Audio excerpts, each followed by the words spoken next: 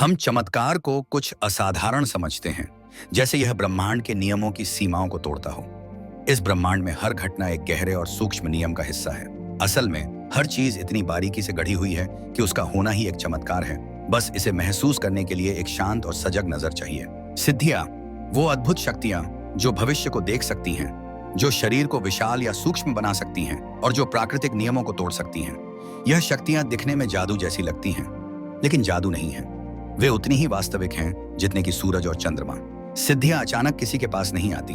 यह उन चुनिंदा लोगों के हिस्से में आती हैं जो अपने मन और चेतना को किसी एक लक्ष्य पर पूरी तरह केंद्रित कर सकते हैं। ये शक्तियां मानसिक क्षमताओं से लेकर शारीरिक क्षमताओं तक फैली होती हैं, जैसे टेलीपैथी, दूरदृष्टि और टेलीकिनेसिस से लेकर उड़ने की शक्ति, अदृश्यता और प्रकृति के तत्वों पर नियंत्रण रखने तक। यौगिक परंपराओं में सिद्धियां शरीर और वातावरण पर पूर्ण नियंत्रण का प्रतीक हैं, जो व्यक्ति को भौतिक दुनिया की सीमाओं से परे ले जाती हैं। यह शक्तियां व्यक्ति की आत्मिक और मानसिक प्रगति का परिणाम होती हैं और ध्यान, योग, तपस्या और भक्ति जैसे आध्यात्मिक अभ्यासों के माध्यम से प्राप्त होती हैं। हालांकि सिद्धियों को आध्यात्मिक मार्ग में प्रगति का संकेत माना जाता है, फिर भी इन्हें साधक के अंतिम लक्ष्य के रूप में नहीं देखा जाता। सिद्धियों का वर्णन विभिन्न प्राचीन भारतीय ग्रंथों जैसे कि योग सूत्र, भगवद गीता और पुराणों में मिलता है। इन ग्रंथों में इन असाधारण शक्तियों का महत्व और उनके प्रयोग के बारे में विस्तार से बताया गया है। विशेष रूप से योग सूत्र में पतंजलि ने इन सिद्धियों का उल्लेख करते हुए कहा है कि योग और ध्यान के माध्यम से साधक इन क्षमताओं को प्राप्त कर सकता है। प्राचीन भारत की तांत्रिक और यौगिक परंपराओं में सिद्धियां केवल मानसिक और शारीरिक शक्तियां नहीं थीं, बल्कि व्यक्ति के ब्रह्मांड और प्रकृति के साथ संबंधों को भी प्रकट करती थीं। भारतीय संतों और योगियों ने सदियों से इन सिद्धियों का अनुभव किया है और उनके माध्यम से अपनी आत्मिक उन्नति को प्रदर्शित किया है। हिंदू शास्त्रों में 8 प्रमुख सिद्धियों का उल्लेख मिलता है, जिन्हें अष्ट सिद्धि कहा जाता है। ये सिद्धियां साधक को भौतिक और आध्यात्मिक सीमाओं से परे जाने की शक्ति प्रदान करती हैं। इनका वर्णन कई प्राचीन ग्रंथों जैसे कि रामायण और मार्कंडेय पुराण में मिलता है। यह अष्ट सिद्धियां हैं। एद अनिमा, यह शक्ति साधक को अपने शरीर को सूक्ष्मतम कण में परिवर्तित करने की क्षमता देती है। व्यक्ति अपने आकार को इतना छोटा कर सकता है कि वह किसी भी वस्तु में समा सके। 2. महिमा, इस सिद्धि के माध्यम से साधक अपने शरीर को अनंत आकार में बढ़ा सकता है। यह शक्ति उसे विशालकाय रूप धारण करने में सक्षम बनाती है। रामायण में जब भगवान हनुमान समुद्र पार करने के लिए विशाल रूप धारण करते हैं तो वे महिमा सिद्धि का प्रदर्शन करते हैं। 3. गरिमा, यह शक्ति साधक को अपार भार प्राप्त करने की क्षमता देती है, जिसके कारण वह इतना भारी हो सकता है कि उसे कोई हिला न सके। 4. लघिमा, इस सिद्धि के माध्यम से साधक अपने शरीर को इतना हल्का बना सकता है कि वह हवा में तैर सकता है या किसी भी भौतिक बाधा से पार जा सकता है। यौगिक परंपराओं में इसे एक महत्वपूर्ण सिद्धि माना गया है, जिसे साधक विभिन्न यौगिक अभ्यासों के माध्यम से प्राप्त कर सकता है। 5. प्राप्ति, इस सिद्धि के माध्यम से साधक किसी भी वस्तु या स्थान को प्राप्त कर सकता है, चाहे वह कितना भी दूर क्यों न हो। यह उसे दुनिया की किसी भी चीज को प्राप्त करने या कहीं भी जाने की क्षमता देती है। 6. प्राकाम्य, यह शक्ति साधक को उसकी सभी इच्छाओं को पूर्ण करने की क्षमता देती है। इसे इच्छा पूर्ति की सिद्धि के रूप में भी जाना जाता है, जिसके माध्यम से साधक अपनी इच्छाओं को भौतिक रूप में प्रकट कर सकता है। 7. ईशिता, इस सिद्धि के माध्यम से साधक को प्रकृति के तत्वों पर नियंत्रण प्राप्त होता है। वह आंधी, तूफान, आग, पानी और अन्य प्राकृतिक तत्वों को नियंत्रित करने की क्षमता प्राप्त कर सकता है। 8. वशित्व, इस सिद्धि के माध्यम से साधक दूसरों पर पूर्ण नियंत्रण प्राप्त कर सकता है। वह अन्य जीवों और मनुष्यों की सोच, भावनाओं और क्रियाओं को नियंत्रित करने में सक्षम हो सकता है। अष्ट सिद्धियों के अलावा शास्त्रों में कई अन्य अलौकिक शक्तियों और लघु सिद्धियों का भी उल्लेख मिलता है। इनमें से कुछ प्रमुख शक्तियां हैं। 8. दूरश्रवण, यह शक्ति साधक को दूरस्थ स्थानों की आवाजें सुनने की क्षमता देती है। साधक अपनी चेतना को इतनी ऊंचाई पर ले जा सकता है कि वह सैकड़ों मील दूर की ध्वनियों को भी सुन सकता है। 2. दूरदृष्टि, यह शक्ति साधक को दूर की घटनाओं और वस्तुओं को देखने की क्षमता देती है। इस सिद्धि के माध्यम से साधक वर्तमान, भविष्य और यहां तक कि भूतकाल की घटनाओं को भी देख सकता है। 3. परकाय प्रवेश, यह एक अद्वितीय सिद्धि है जिसके माध्यम से साधक दूसरे के शरीर में प्रवेश कर सकता है और उसकी अनुभूतियों का अनुभव कर सकता है। यह शक्ति साधक को अन्य लोगों के जीवन में प्रवेश करने और उनके शरीर के माध्यम से अनुभव करने की क्षमता देती है। 4. वायु स्तंभन, यह शक्ति साधक को वायु और हवा की गति को नियंत्रित करने की क्षमता प्रदान करती है।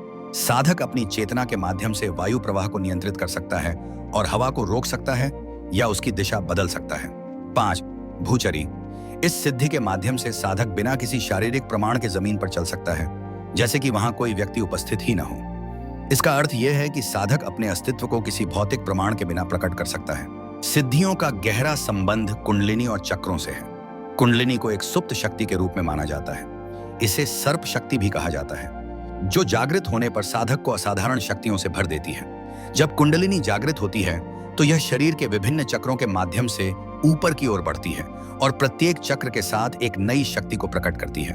चक्र मानव शरीर में ऊर्जा के प्रमुख केंद्र होते हैं। हर चक्र के साथ एक विशेष प्रकार की सिद्धि जुड़ी होती है और साधक को उसके नियंत्रण में महारत हासिल करने की आवश्यकता होती है। जब कुंडलिनी अपनी यात्रा के दौरान हर चक्र को पार करती है तो साधक को एक नई शक्ति या सिद्धि प्राप्त होती है। उदाहरण के लिए मूलाधार चक्र। यह चक्र साधक को स्थिरता और आधार प्रदान करता है। इसके जागरण के साथ साधक को भौतिक दुनिया में स्थिरता और मानसिक संतुलन प्राप्त होता है। स्वादिष्ठान चक्र। इस चक्र के जागरण से साधक की रचनात्मकता और प्रजनन क्षमता बढ़ती है। यह चक्र जीवन शक्ति और सृजन का प्रतीक है। मणिपुर चक्र। यह चक्र साधक को आत्मविश्वास और आत्मसंयम प्रदान करता है। इसके माध्यम से साधक अपनी इच्छाओं और विचारों पर नियंत्रण प्राप्त करता है। अनाहत चक्र। यह चक्र साधक के हृदय के केंद्र में स्थित होता है और प्रेम, करुणा और भावनात्मक संतुलन का प्रतीक है। इसके जागरण से साधक के अंदर असीम प्रेम और करुणा का संचार होता है। विशुद्ध चक्र। यह चक्र साधक के गले में स्थित होता है, सत्य, संचार और शुद्धिकरण का प्रतीक है। इसके जागरण से साधक के विचार और शब्द शुद्ध हो जाते हैं और वह किसी भी स्थिति में सत्य बोलने की शक्ति प्राप्त करता है। इसके अलावा विशुद्ध चक्र के जागरण से साधक की संचार शक्ति बढ़ जाती है, जिससे वह दूसरों के साथ गहरी आध्यात्मिक बातचीत कर सकता है और अपनी विचारधारा को स्पष्ट रूप से व्यक्त कर सकता है। आज्ञा चक्र। यह चक्र साधक के माथे के बीच स्थित होता है और इसे तीसरा नेत्र कहा जाता है। इसका जागरण साधक को मानसिक क्षमताओं जैसे कि टेलीपैथी, दूरदर्शिता, क्लैरवॉयंस और भविष्यवाणी की शक्ति प्रदान करता है। यह चक्र उच्चतर मानसिक और आध्यात्मिक अनुभवों का द्वार खोलता है। जब साधक का आज्ञा चक्र पूरी तरह से जागृत होता है तो वह भूत, वर्तमान और भविष्य की घटनाओं को स्पष्ट रूप से देख सकता है। सहस्रार चक्र। यह चक्र साधक के सिर के शीर्ष पर स्थित होता है और इसे सहस्रार या सहस्रदल कमल कहा जाता है। इसका जागरण साधक को ब्रह्मांडीय चेतना और परमात्मा के साथ एकत्व का अनुभव करने की शक्ति देता है। सहस्रार चक्र का पूर्ण जागरण मोक्ष या आत्म साक्षात्कार की स्थिति का प्रतीक है, जहां साधक अपनी व्यक्तिगत चेतना से परे जाकर सार्वभौमिक चेतना से जुड़ जाता है। इस यौगिक साधना का अंतिम लक्ष्य माना जाता है। कुंडलिनी का जागरण किसी साधक के जीवन में मानसिक, शारीरिक और आध्यात्मिक रूपांतरण लेकर आता है। जब यह शक्ति अपने मार्ग में स्थित हर चक्र को जागृत करती है तो साधक की चेतना का विस्तार होता है और उसे असाधारण शक्तियों का अनुभव होता है। हालांकि कुंडलिनी का जागरण सहज नहीं होता और इसके लिए गहन साधना, समर्पण और एक अनुभवी गुरु का मार्गदर्शन आवश्यक होता है। कुंडलिनी जागरण की प्रक्रिया को सही दिशा में संचालित करने के लिए संतुलन और नियंत्रण बहुत आवश्यक है। बिना उचित मार्गदर्शन के कुंडलिनी जागरण से साधक को शारीरिक और मानसिक कठिनाइयों का सामना करना पड़ सकता है। सिद्धियों को प्राप्त करने के विभिन्न मार्ग भारतीय यौगिक और तांत्रिक परंपराओं में वर्णित हैं। हालांकि यह ध्यान रखना महत्वपूर्ण है कि सिद्धियों का प्राप्ति मार्ग साधारण नहीं होता और यह गहन ध्यान, योग, प्राणायाम और तपस्या के माध्यम से ही संभव होता है। यहाँ कुछ प्रमुख साधनाएं और प्रथाएं दी जा रही हैं जिनसे साधक सिद्धियों को प्राप्त कर सकता है। ध्यान, मेडिटेशन। ध्यान को अक्सर सिद्धियों को प्राप्त करने का सबसे श्रेष्ठ मार्ग माना जाता है।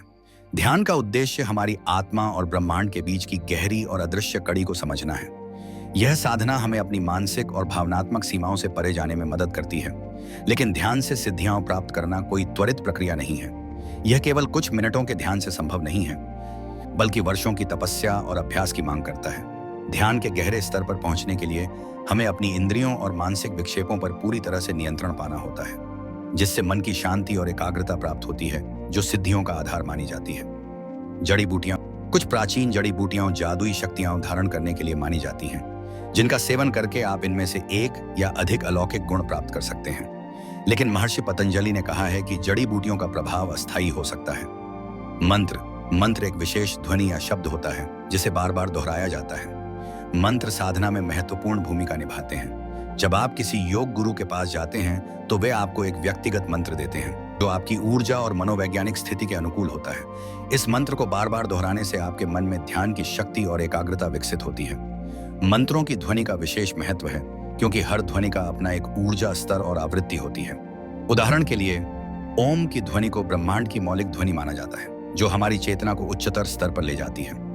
नियमित और लंबे समय तक मंत्र साधना करने से व्यक्ति अपनी मानसिक शक्ति को इतना प्रबल बना सकता है कि वह सिद्धियां प्राप्त कर सके। प्रतीक मंत्रों की तरह ही कार्य करते हैं।